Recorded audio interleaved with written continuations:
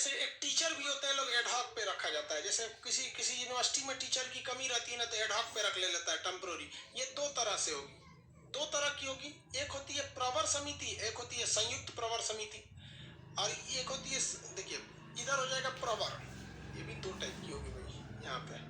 यहाँ कंफ्यूज मत होइएगा।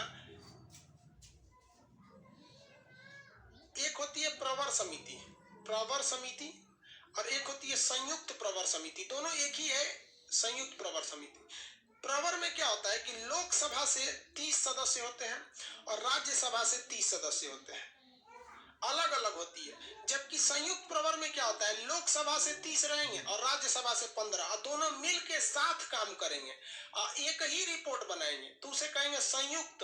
और ये अलग रिपोर्ट बनाएगा, ये अलग रिपोर्ट बनाएगा, तो उसे कहते हैं कि प्रवर समिति। इसका काम क्या होता है, ये किसी भी कानून या विधेयक, कानून की जांच करती, कानून या कोई भी विधेयक की जांच करती है, ये वाला काम करती है। जैसे सीएए कानून बड़ी विवादित रहा था, जीएसटी चौपट कानून, मतलब चौपट नहीं, कुछ इसमें चीजें गलत है जीएसटी वाला में यहाँ पर, तो इस पर अगर कोई गहन जांच करना है तो उसके लिए कभी कभी हम, हर कानून में तो विवाद होता नहीं है, कभी 5-6 साल पे कुछ ऐसे कानून आ जाते हैं जिसपे विवाद हो जाते हैं, तो उस कानून को हम किस समिति के पास भेज देते हैं, प्रवर समिति। अगर चाहते हैं कि नहीं लोकसभा का क्या राय है और राज्यसभा का क्या राय है अलग अलग जानना है, तो हम प्रवर समिति के पास भेजेंगे।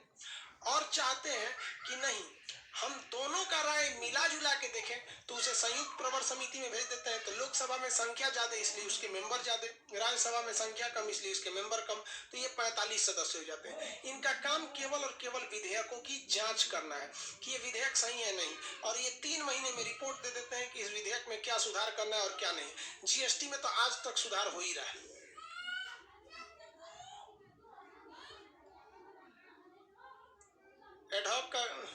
एडहॉक का मतलब होता है कि टेम्पोररी। अच्छा भाई, ऋषिकेश जो बोल रहे हैं आर्टिकल 63, 64, 65 देख लीजिएगा, देख लेंगे भाई।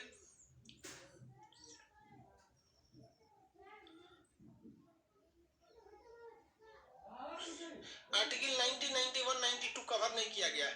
वो 90, 91, 92 आपको बोल रहे हैं ना कि आपका जो फ्री पीडीएफ सेक्शन है उसमें आर्टिकल 1 से लेके 395 देख लीजिएगा। जो फालतू अनुच्छेद है जो काम के नहीं है उसको क्लास में क्यों कवर करेंगे। हम आपको 90, 91 ये सब आपको इसमें लिखा हुआ है, आप जब पढ़ेंगे तो आपको खुद समझ में आ जाएगा।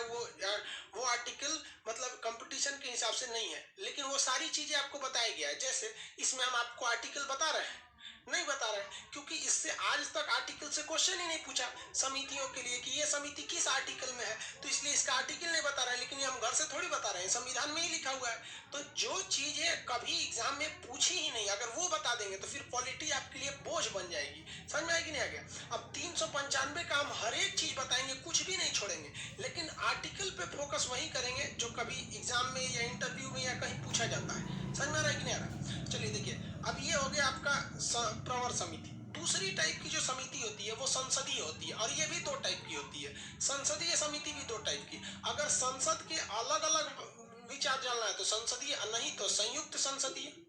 संयुक्त संसदीय, ये संयुक्त प्रवर था और ये संयुक्त संसदीय हो जाएगा। इसमें भी सेम, अगर आपको लोकसभा और राज्यसभा का अलग अलग विचार जानना है तो दोनों के लिए अलग अलग बनाइए, और मिला जुला विचार जानना है कि लोकसभा क्या सोचती है इस मैटर पे और राज्यसभा क्या सोचती है, तो लोकसभा का 30 और राज्यसभा का 15, यानी टोटल ये 45 लोग मिलकर रिपोर्ट बनाएंगे। ये क्या करती है, ये घोटाले की जांच करती है।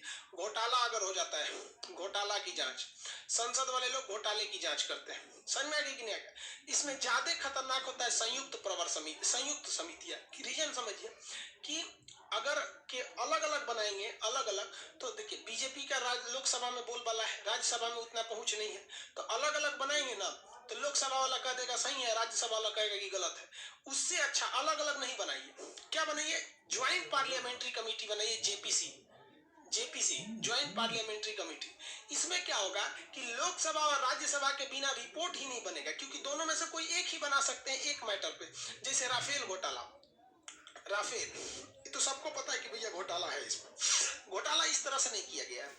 रिलायंस कंपनी के ऊपर 30,000 करोड़ का जुर्माना लगा था फ्रांस में।